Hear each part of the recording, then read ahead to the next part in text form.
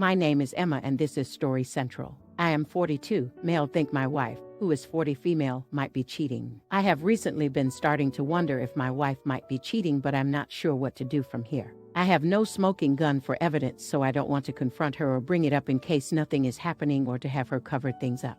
It has just been small things in a spidey sense. About 4 months ago, she started working out a lot more and became much more interested in how she looks. She is very attractive but never really wore much makeup or did much with her hair. She has also started being protective with her phone, which I know is a bad sign. It is normal for us to go into each other's phone, but now it never leaves her side, and if I ask for it to take a picture or something, she will tell me to use mine. She has also been staying late at work more often and has been taking a few more out-of-town trips for work in the last 4 months. She hasn't initiated any kind of intimacy and only gives me pecking type of kisses. I tried to initiate with her a handful of times and she rejected me a few times, and a few times she let me go through with it but wasn't engaged and just laid there. It made me feel really bad, worse than getting rejected outright. I brought up the lack of intimacy a while back and she said that she was exhausted all the time from being a mom at work and lifting weights. She said that she would try to do a better job and kissed me later that night, but nothing has changed. I wonder if it might be some kind of midlife crisis kind of thing. There is a guy at her work that I'm thinking could be trouble.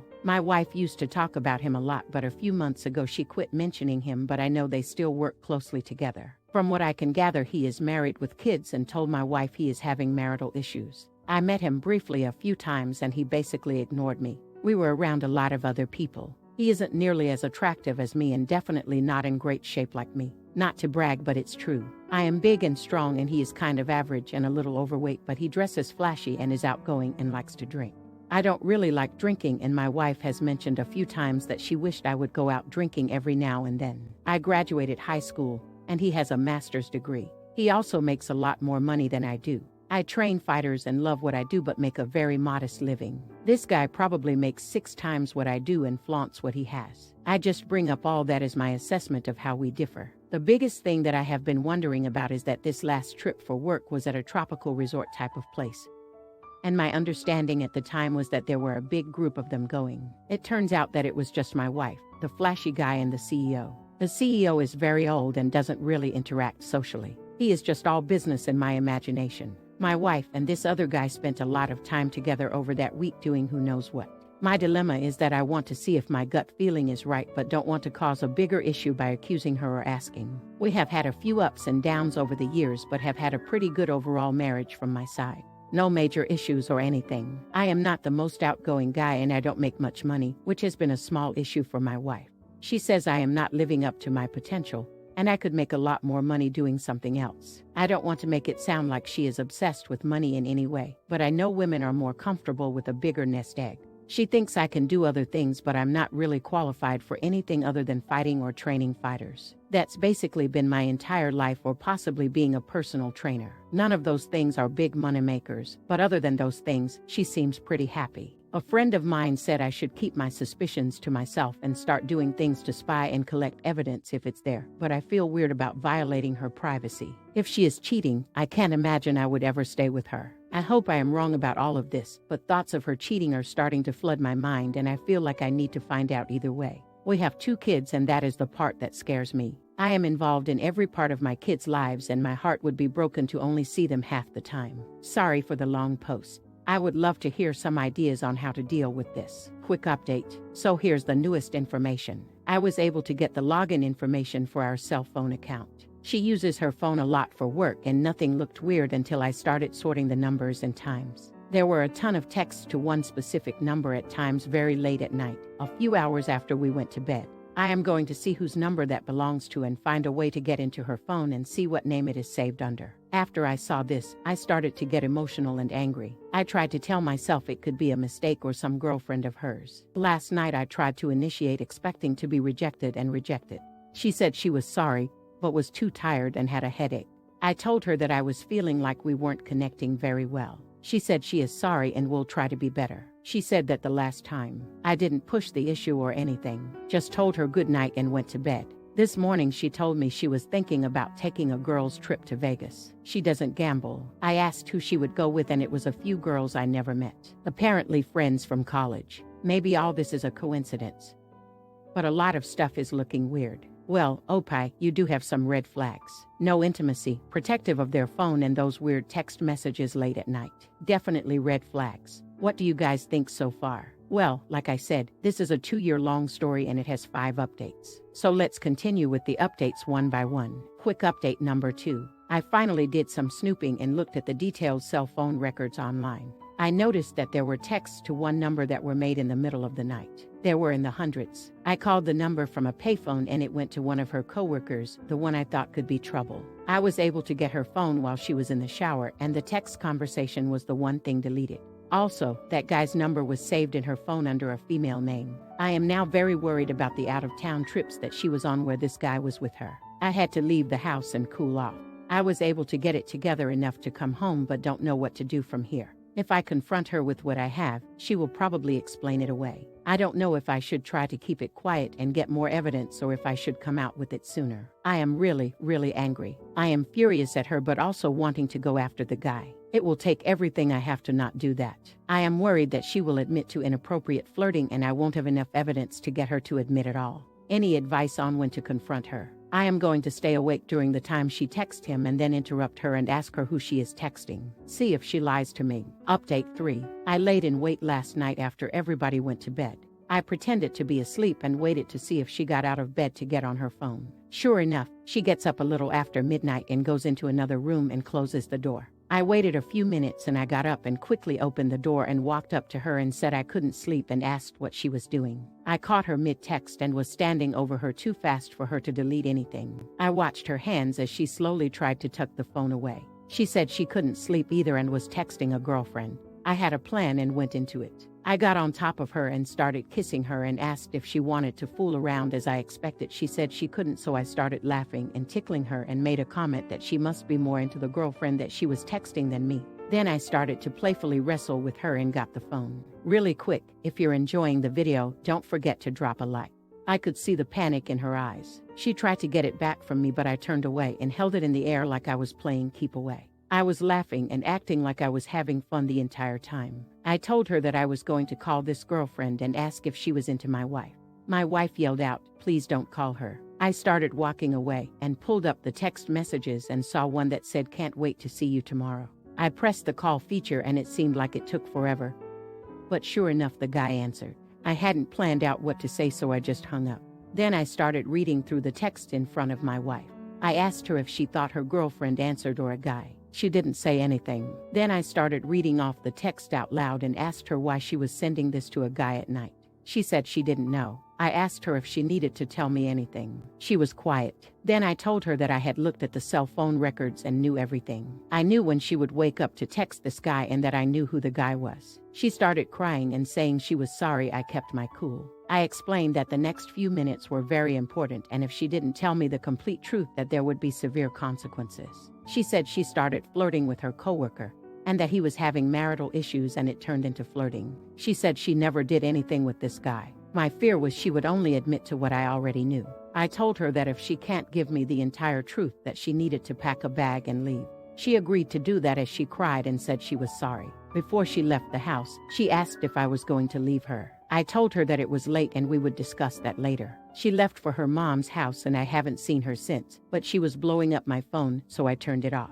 My plan is to try to find a marriage counselor and make an appointment. I want my wife to think I want to work things out for a while. Until then, when I explain that I am at counseling to get walked through the process of splitting up. This entire incident last night was something I had planned out in my head. Since I was pretending to wrestle with her and tickling her, I wanted to cover myself, so I recorded everything with my phone just in case she tried to accuse me of something. I asked a friend if recording in our state was legal and he said it was. I don't think she would ever falsely accuse me of anything. But if I am leaving her, she might get desperate. I am 6'4" and athletic, 240 pounds. I am also an ex-fighter and now train fighters, so if there is any accusation of abuse, I will not be believed and will get arrested and lose my kids. So my plan is to record everything from here on out just as an insurance policy. I am completely heartbroken right now. My entire family has been blown up. I will miss 50% of my kids' lives growing up and feel destroyed. I had suspected something, but I'm still in shock. The worst part is that this is all just beginning. I want to confront the other guy but will need to restrain myself. I was told that he said I looked terrifying when he first saw me, so I would like to scare him. I also saw that he referred to me as the animal in one of the texts after she made a comment about me not being too bright.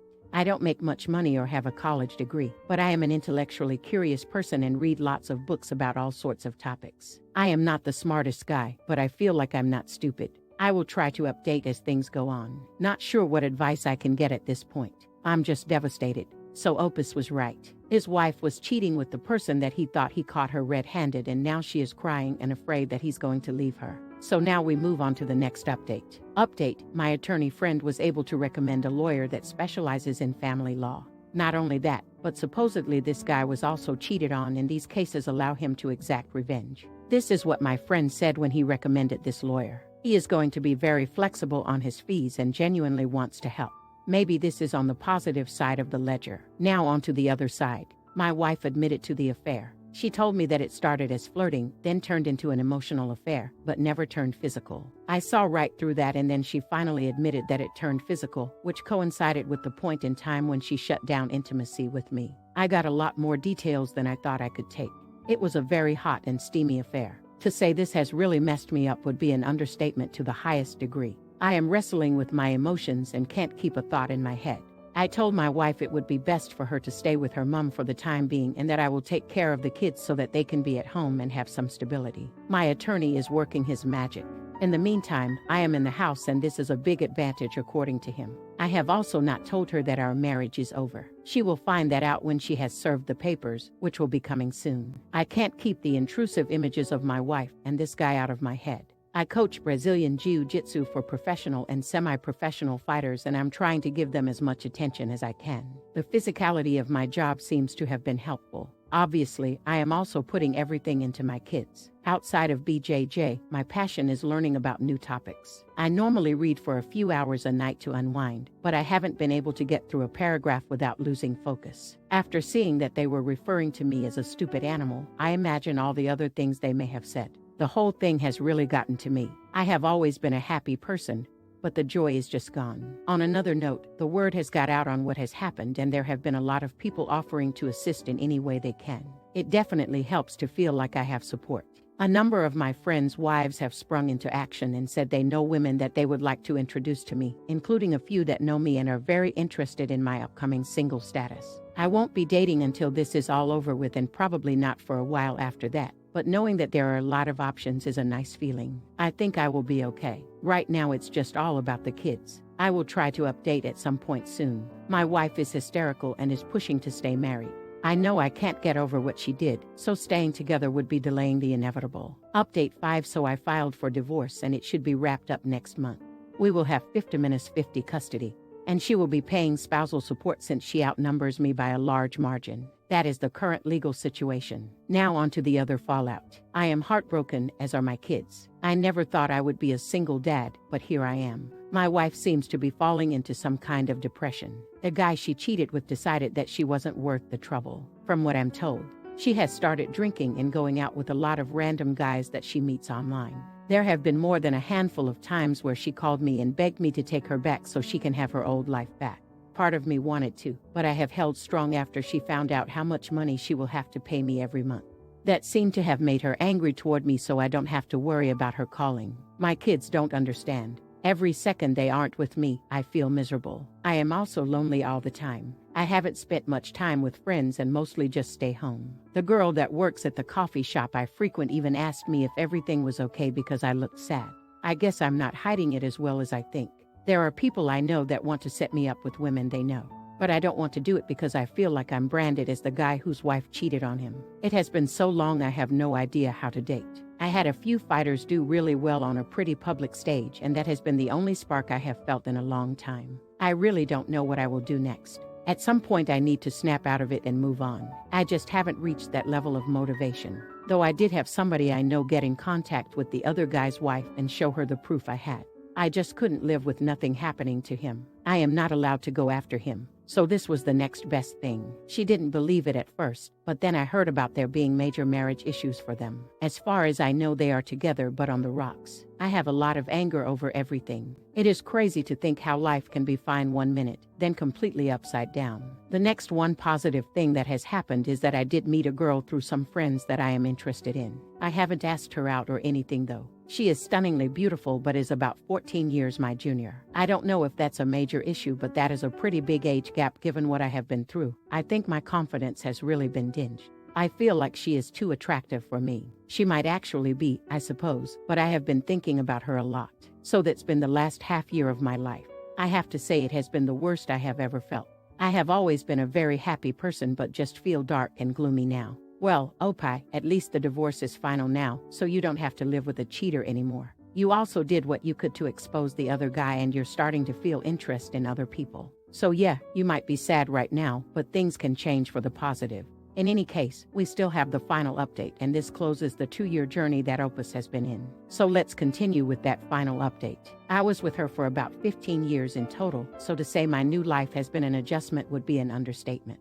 I do have moments where I feel a sense of sadness or loss, but those are fleeting. For the most part, I feel great. My kids are doing well and they are with me a lot. One of the things that happened after the divorce was my wife had to take in more accounts at work to pay for her new single living situation as well as spousal support for me. She earned a lot more money than me. When the bug and lockdown hit, I had a very flexible schedule so I was able to keep the kids with me and do homeschooling. Since my job involved physical contact with other people, the lockdown has slowed that down. Not a lot of opportunities for my guys right now, so in a way it has been like I am a stay-at-home dad. I took some time to myself after the whole ordeal. The younger girl I was interested in took a long assignment with her company in Europe.